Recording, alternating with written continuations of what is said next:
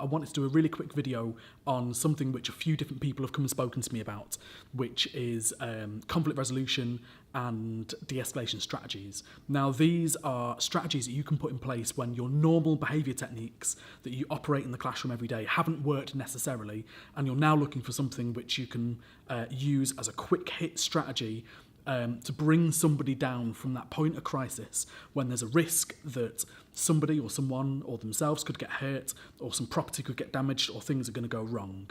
Now, it's really important to remember that all of these strategies work absolutely best when you put them in dead early, when you do them as early as feasibly possible and recognise the signs and symptoms of somebody who is starting to get to that point of aggression or frustration.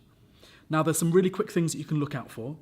So they include things like students balling their fists up, fidgeting, shaking, eyeballing another child, for example, maybe having their head thrust forwards, their clenched jaw, their speech becoming more rapid or high-pitched or getting excitable, or things like the chest coming forwards. All those are signs and symptoms of somebody who is starting to not be able to cope with the situation they've got and becoming confrontational in whatever that situation may be. So if we see that a young person is reaching that sort of level of excitability or that level of aggression, then it's really, really our responsibility to then start putting something in place early doors to make sure that we can bring that person back down to a place where they feel calm, content, and able to carry on with their day. Because the last thing we want is for it to go absolutely Pete-tong and for that young person to end up being sent home, suspended, whatever it may be. So the first strategy that I want to talk about is something called pacing. Now, that is feeding off the energy of another person in the room, and that works both ways. So if a young person can make you as angry as they are, that almost gives them the permission to then become angrier because, well, if a teacher does it, then surely I can do it too. So it's really important that we keep control of ourselves. Even if we don't necessarily know how we're going to fix this problem, we do know what we're not going to do, which is to rise or to bite back or to do anything like that. Because when the child has least control, when the student has least control, that's the opportunity for you as the adult to have the most control. The second technique that I want to talk about is non-verbal communication and non-verbal techniques, and they are so pivotally important. I really promise you that. Making sure that you role model calm is everything, because ultimately calm can be just as contagious as fear or aggression or whatever it may be. And if you're role modelling calm, it's very hard to respond to that still with an aggressive output. So if we remember that being calm can be communicated through some simple strategies, we're onto a winner already. Essentially, around about 55% of what we do is communicated through our body language alone. So we try and keep appropriate personal space, we try and not shadow over people or close them down or pin them into a corner or anything like that. We try to remain open body language and, we're ready, and rather than folded arms, etc. We then also try to remember that about 38% of our communication is simply through the tone of our voice. So if we're shouting, if we're telling them that they're wrong, if we are absolutely enunciating everything like a teacher would do, then that's really, really not going to help the situation. We try to remain calm, even if our feet underneath are absolutely going furiously. We try to remain calm. We use a really consistent tone of voice, and that will assist the young person. And remember, only about 7% of communication is actually the words that we use. So don't lecture. Keep things short and succinct. And remember, de-escalate first, don't rationalise. If a young person needs to be told that what they did wasn't right, choose the right time to tell that. If you try to tell them that as they are incredibly angry, the likelihood is they will not be ready to hear that information yet. The last strategy that I want to talk about is using distraction or diversion tactics and how extremely useful they can be. I think it's really important that in order to bring a young person back down, sometimes they need just to be allowed to think about something else, because otherwise that fear or that aggression can become all-consuming. So I have previously gone into situations, and I'm sure teachers have thought that I'm absolutely bonkers, but I walk into a situation where there is an elephant in the room that a young person is incredibly angry, but the first thing I will do is go, have they changed the wall colour in here? Or, I'm going to have salmon for dinner tonight, what are you having? Now, that may sound like an absolutely bonkers thing to do, but ultimately that young person isn't ready to listen to my lecture yet. That young person simply needs an opportunity to be distracted, and you need to give them that opportunity because sometimes they're not emotionally mature enough to get there themselves. If you can change the subject and engage their brain thinking skills in something else for a moment, you may just bring down that level of frustration, and then you can start to move on to rationalising about the situation that occurred.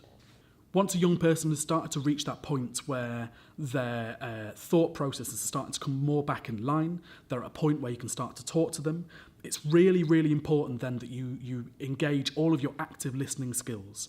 Now, that's things like maintaining appropriate eye contact. Don't be weird and stare them out, but appropriate eye contact, that's sitting down next to them, that is being on the same level as them.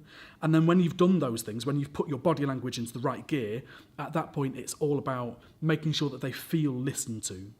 Now, we know that sometimes young people can fall out over things which to us may seem quite innocuous, may seem quite silly, but ultimately at that point in time, that is the worst thing that has happened for that young person at that particular point in time. And if we don't show that we acknowledge that that's a painful or a difficult thing that they've gone through, they will switch off and you will lose the respect that you've started to gain. Now, during these conversations, young people may try to pull you down little avenues that try to distract you from your end goal. So if you're at A, which is an angry child, and B, which is reintegrating them back into class, then that journey can take a bit of time. And young people may try to pull you down from different paths and things like, yeah, but sir, they said this, or yeah, but sir, it's unfair that you've only picked on me, or whatever it may be. But if you really, really try to avoid that to the best of your ability to get to your point B, then that's going to help the situation a lot. Now, the best way to do that, and I've got Paul Dix from Pivotal Education to thank for this, is to use the really simple phrase, be that as it may. Because that shuts down the conversation straight away, but it doesn't say the young person was wrong or lying or anything like that. It simply says, I acknowledge what you've said, but... So when they say, yeah, but sir, you've picked on me, be that as it may, what we need to do is we need to have a conversation about what's happening now. Or, sir, I just want to go back into class. Be that as it may, we need to have this conversation first. It's a really good way of acknowledging what they've said, not telling them they're wrong, but absolutely bringing that conversation back in line once more. Now, there's a few things that I want to talk about, which are things which you should really try and avoid doing. So these are the do nots. Now, first things first, do not make threats or do not make promises that you cannot keep. So if you are threatening to exclude a child and you've not got the authority to do that, or indeed the intention to do that, don't do it because it completely undermines what you're trying to do. Plus, it will shatter the relationship that you're building with that child. If you're making promises that you can't keep, so now you've told me about this, I am going to go and expel that other child, then again, you probably can't keep to that, so don't say it. It's really, really important that we are transparent, honest, and absolutely relevant and applicable in what we say and do. The second thing that I talk about is not to be defensive or take things personally.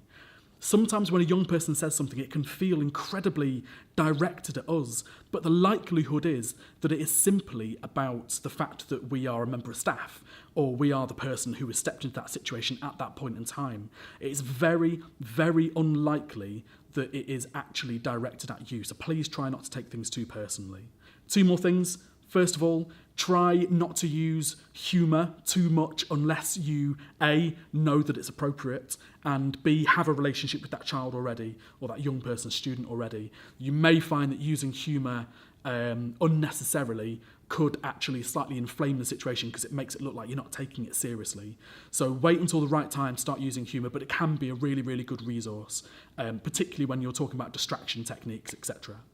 And then the last thing, by no means least, is never, ever, ever scream at a child and never, ever humiliate a child.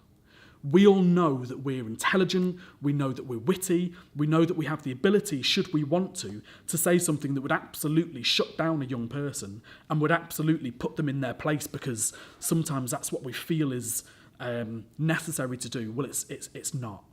Please, please do not humiliate a child or get one up on them or show them up or belittle them in front of people because A, it's not a very nice thing to do, and B, it will never, ever breed conformity. It will never get that young person to the place that you want them to be.